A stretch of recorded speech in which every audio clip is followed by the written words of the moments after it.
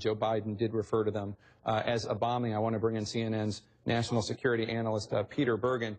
Peter, does this, obviously, we don't want to speculate, we don't know what this was, but is there reason for people who deal in counterterrorism to think that this is an act of terrorism, or suspect it strongly at least? Sure, although I'm reminded of Oklahoma City, which was a bombing, which was initially treated as a gas explosion, so first reports are often erroneous. Right. But, you know, the fact that there were two explosions, I mean, two bombings, you know, one of the things I'd be looking at is once the device, if it is a device, is found, is what kind of explosives were used. So, for instance, if it was hydrogen peroxide, this is sort of a signature of Al-Qaeda.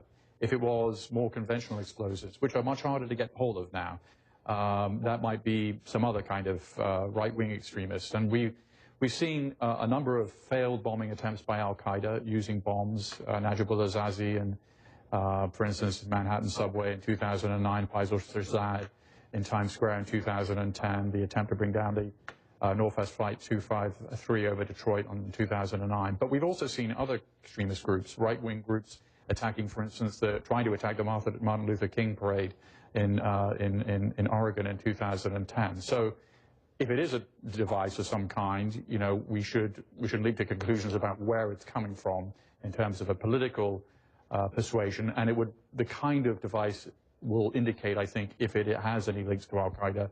It is much more likely to be a hydrogen peroxide bomb than other kinds of bombs.